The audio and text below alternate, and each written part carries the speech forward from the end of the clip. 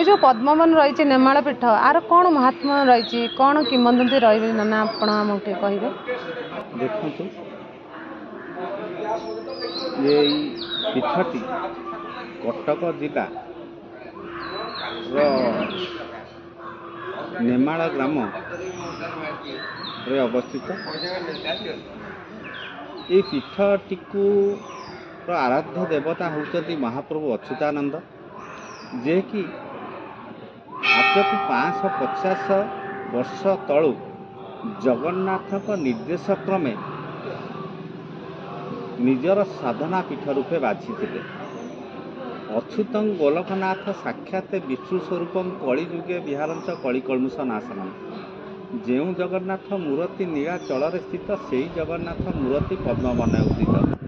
तेणु से जगन्नाथ अंश स्वयं परम ब्रह्म निर्विकल्प निराकार परम ब्रह्म श्री विष्णु स्वरूप प्रभु अच्युत कर ये हूँ एक साधना पीठ। कई ये पीठ को पद्मवन धाम बोली कहती, कई नेमाल बट बोली कहती, कई यहाँ गुप्त वृंदावन बोली कहती, कई यहाँ नित्य नीलाचल बोली कहती। यही विभिन्न नाम ये पीठ को भक्त मान पाखरे आदृत बा परिचित। यही पीठर महात्म्य अनेक अच्छी।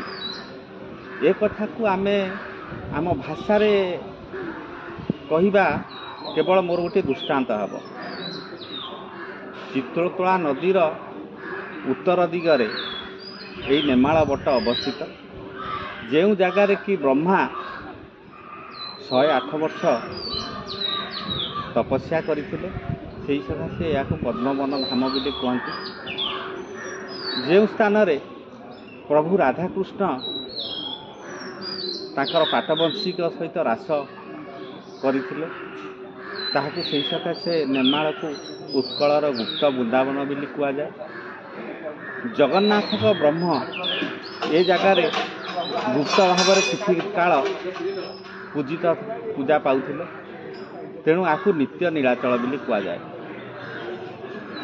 सेथिपाई जगन्नाथ निर्देश ही प्रभु अच्युत यही कल्पवट मूले रही मानवर समाजर मानव जातिर मंगल पाई विभिन्न पोथी बा गीति कविता रचना करि जाइछन्ति। महापुरुष तांको जीवन काल भितर 187,000 गीति कविता पटल संहिता ये मान विभिन्न राष्ट्र रचना करिछन्ति। किंतु आज बा वर्तमान महापुरुष सारा ओडिशा कहीं सारा भारत एवं भारत बाहर मध्य महापुरुष परिचित तांकर भविष्यत मालिका पाई। से 550 वर्ष तले जहाँ जहाँ लिखि जाइछन्ति ता अक्षरे अक्षरे वर्तमान सत होउछि एवं आगकू हेब मध्य। तेणु वर्तमान घोर कलीर समय, यही कली समय रे महा प्राकृतिक विपर्य मान घटिब। मानव भितर तांकर प्रकृतिगत परिवर्तन आसीब। महापुरुष कहले नर भुजिबे नर मांस सप्त आदित्य हेब दृश्य। तेणु एक कथा कहबार अर्थ एमिति एक समय आसीब जहा कि ये संसार रे बा ये दुनिया रे खाद्यर एते अभाव रहिब, खाद्य अभाव निजे निजे अन्य को मारिकी बा हत्या करी तार मांस खाइब बा तार को भक्षण करिब। महापुरुष पुणी कहते जे 3 बरसे ऋतुमती होइबे बालिका युवती, जाठारे जार हेबमती ताठारे से करिब प्रीति। अर्थात एक कथा कहबार अर्थ महापुरुष कहते जे आम उत्कल बा हिंदू शास्त्र विवाह परंपरा भितर व्यतिक्रम सृष्टि हब। प्रजापत्य विवाह को त्याग करी लोक गांधर्व विवाह को बेसी आदरिबे। महापुरुष पुणी कहते जे विभिन्न प्रकार दैव दुर्विपाक द्वारा ये पृथ्वीर एक विराट बड़ विवर्तन हम एवं यही विवर्तन हिसाब से महापुरुष कहते जे ପୃଥ୍ୱୀ ହୋଇବ ଜଳାର୍ଣ୍ଣବ। ଅର୍ଥାତ୍ ଆମର ପୃଥିବୀରେ ଯେଉଁ 1/3 ସ୍ଥଳଭାଗ ଅଛି ସେ ସ୍ଥଳଭାଗ ଜଳମଗ୍ନ ହୋଇଯିବ। ତେଣୁ ସେ ସମୟ ତ ବର୍ତ୍ତମାନ ଆସିନାହିଁ, କେବେ ଆସିବ ଆମେ ବି କହିପାରିବା ନାହିଁ। ତେଣୁ ମହାପୁରୁଷ କହିଛନ୍ତି ବେଳକୁ ଗୋବିନ୍ଦ ସୁମର। ତେଣୁ ଏହିସବୁ ଜିନିଷରୁ ଏହିସବୁ ବିତ୍ପାତରୁ ରକ୍ଷା କରିବା ପାଇଁ ମହାପୁରୁଷ ମାନବ ସମାଜକୁ ସଦାସର୍ବଦା ଦିଗ୍ଦର୍ଶନ ଦେଇଛନ୍ତି। ହେ ମାନବ, ତୁମେ ହେଉଛ ପ୍ରଭୁ ପରମାତ୍ମାଙ୍କର ଏକ ଅମୃତ ସନ୍ତାନ, ଅମୃତ ସୃଷ୍ଟି।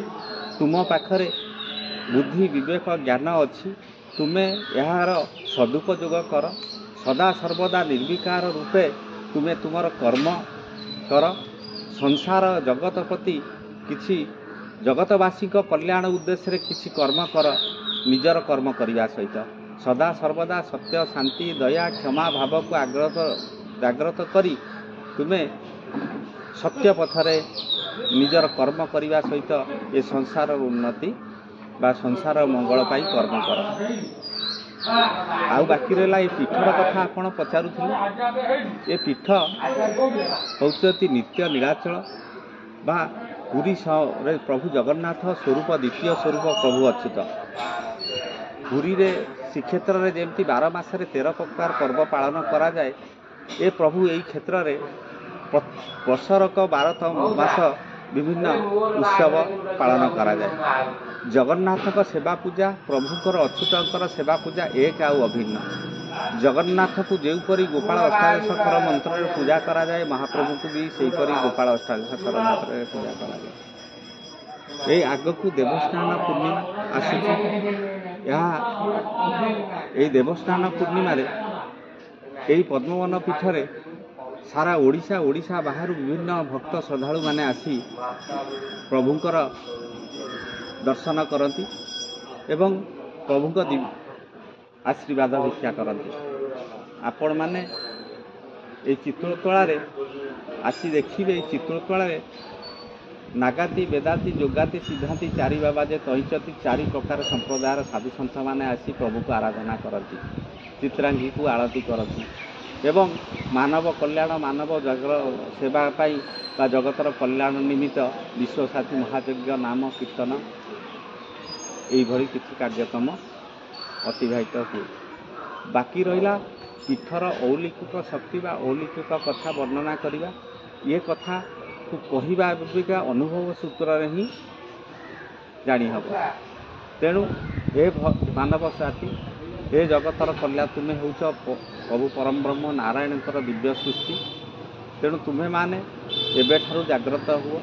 ସଦା ସର୍ବଦା ଚେଷ୍ଟା କର ଏକ ଉତ୍ତମ ସମାଜ ଏବଂ ଉତ୍ତମ ସଂସାରର ସୃଷ୍ଟି ପାଇଁ।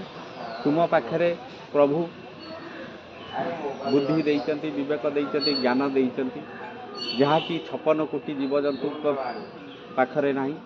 ତେଣୁ ତାହାର ସଦୁପଯୋଗ କରି ଏ ଜଗତକୁ, ଏ ଧରାପୃଷ୍ଠକୁ ରକ୍ଷା କର। ଜୟ ଶ୍ରୀ ଅଚ୍ୟୁତ।